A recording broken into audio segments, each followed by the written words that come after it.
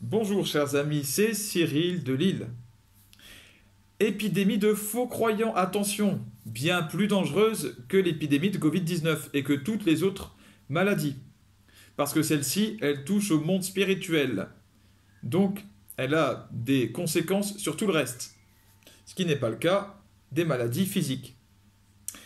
Dans le monde actuel, embrasé par les conflits à tous les niveaux, international entre les pays, même Orient contre Occident, ce qui dépasse même les pays.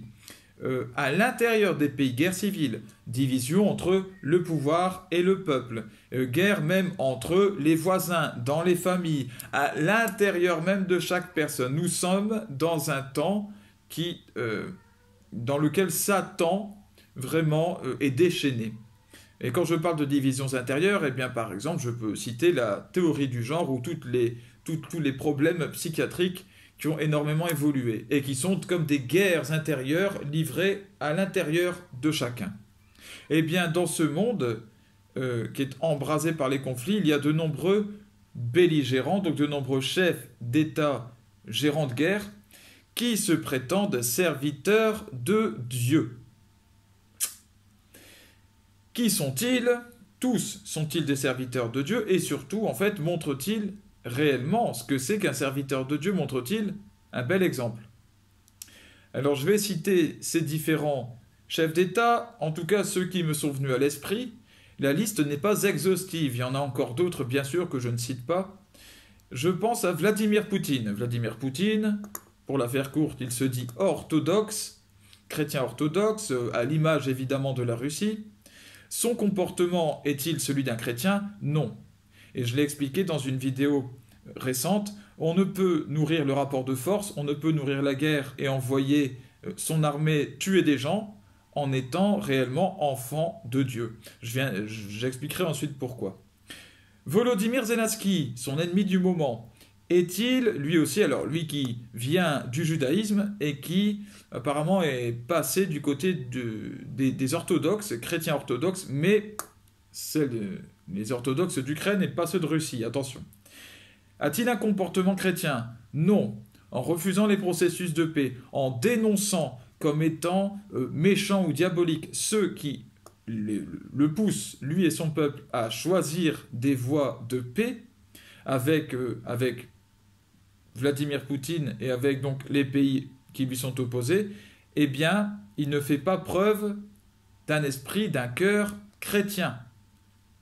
Joe Biden se dit catholique, encore un autre.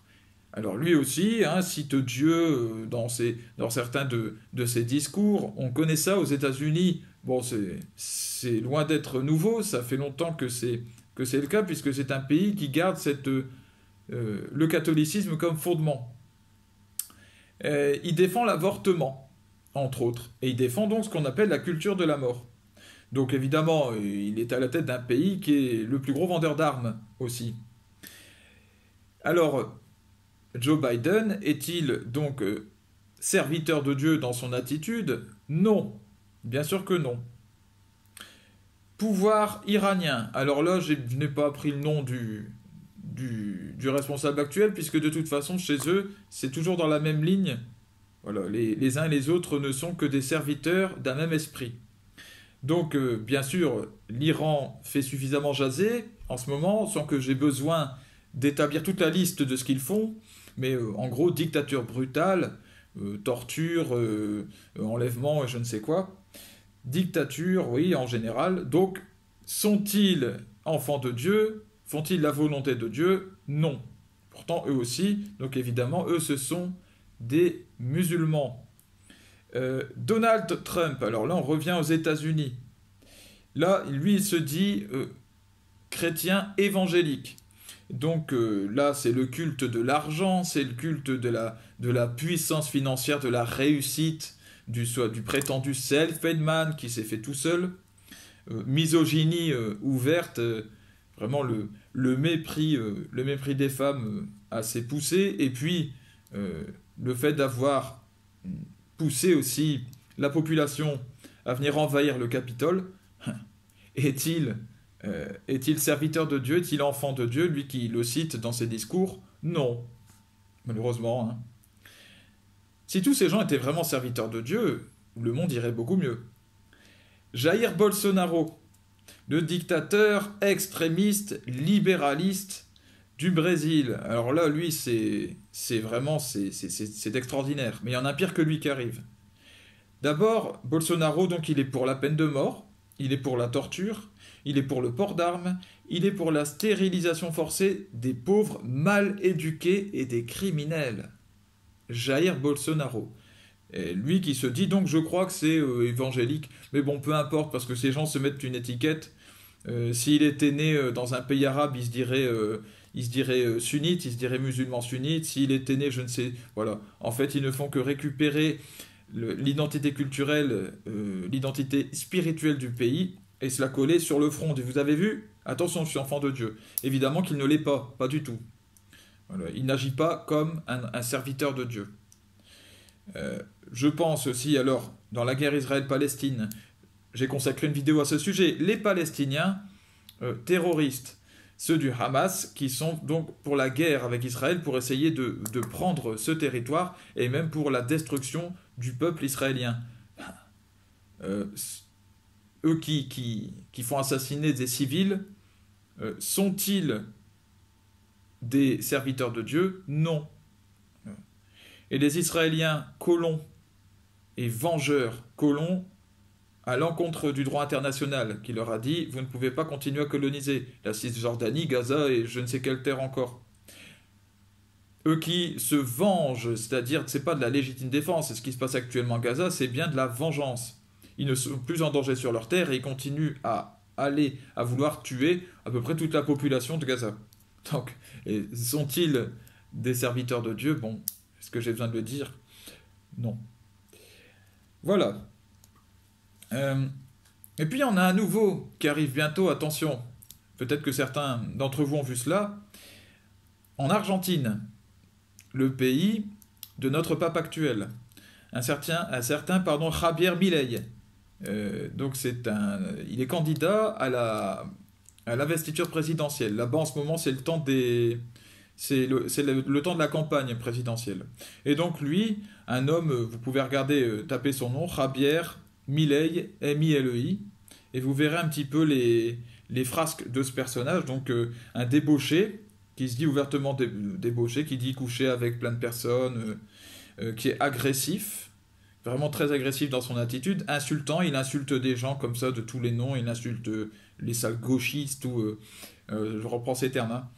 Le pape aussi, qui pour lui est un serviteur du diable parce qu'il pousse les pays à recevoir les migrants.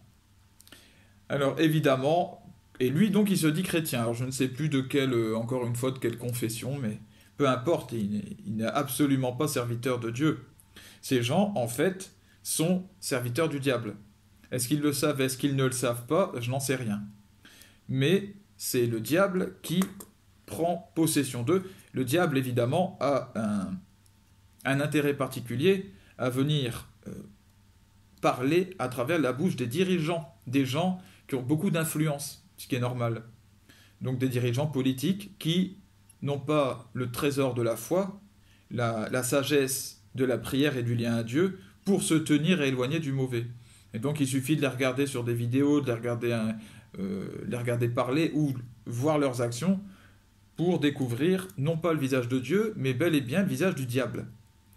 Voilà, je ne suis pas en train de vous dire que ces gens sont le diable incarné, hein. Attention, je suis en train de vous dire qu'ils sont ses serviteurs, volontaires ou non. Satan donc étend son empire sur terre à travers ces personnes et à travers ceux qui les soutiennent, bien sûr. C'est normal, d'une certaine façon, il ne faut pas s'y résigner et dire « Oh bah c'est bien », mais en même temps il fallait s'y attendre parce que c'est ce qui se passe à la fin des temps. Et Jésus revient lorsque Satan, malgré toutes les actions des enfants de Dieu, a réussi à établir son empire sur toute la terre. Alors maintenant, ce qu'il faut savoir, pourquoi est-ce que ces gens ne sont pas enfants de Dieu, concrètement? Parce que les enfants de Dieu, du Dieu véritable, bien entendu, favorisent ce qui est bien, ce qui est beau et ce qui est vrai. sans nécessairement revendiquer d'ailleurs une croyance ou une religion particulière. Il y a des personnes qui agissent pour le bien de tous, réellement sur Terre, et qui ne se sont pas collés la fameuse étiquette dont j'ai parlé tout à l'heure.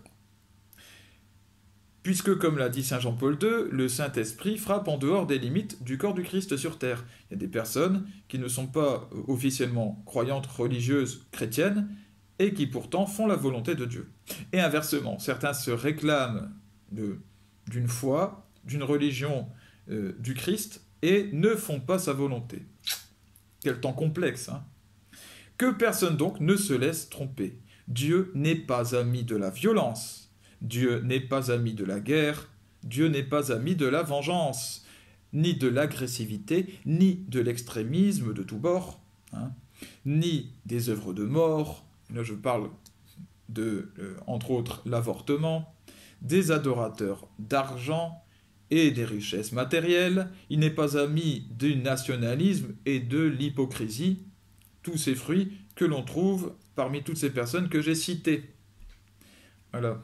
Et il n'y a pas que des chefs d'État, il y a des gens qui les suivent, hein, bien entendu. Hein. Tout ça, il est en horreur, tout ce que je viens de citer. Par contre, de quoi est-ce qu'il est ami Dieu? Il est ami de la douceur, il est ami de la paix, il est ami de la bienveillance, de la juste mesure, de la culture de vie. Il est ami des adorateurs du Dieu véritable, pauvre et simple. Pas des gens qui prennent des airs et qui cherchent à paraître. Il est ami de l'ouverture aux autres. Il est ami de la franchise, de la sincérité. Et ceci à tous les niveaux. Dieu, quand je dis à tous les niveaux, je veux dire au niveau du peuple, hein, du balayeur, même du sans-abri, jusqu'à la tête de la tête du pouvoir, jusqu'au président des États-Unis, jusqu'aux gens les plus puissants. Donc, on ne peut pas dire, oui, mais les gens puissants, quand ils sont à la tête de l'État, ils doivent obéir à d'autres façons de fonctionner, d'autres règles, même s'ils sont croyants. Non. Dieu n'est-il pas au-dessus de tous, puissant comme petit? Bien entendu. Alors tous, du coup, doivent se soumettre à sa volonté. Personne n'est dispensé de faire ce que commande Dieu. Voilà. Pour aller au ciel, en tout cas. À d'autant plus forte raison lorsqu'on s'en réclame de Dieu. Chers amis, que le Saint-Esprit soit avec vous et vous permette de discerner clairement les serviteurs de Dieu et les serviteurs du diable en ce temps très troublé. Restez vigilants, car le Christ revient bientôt. Le royaume des cieux est proche. Convertissez-vous, croyez à l'évangile, témoignez autour de vous. À bientôt.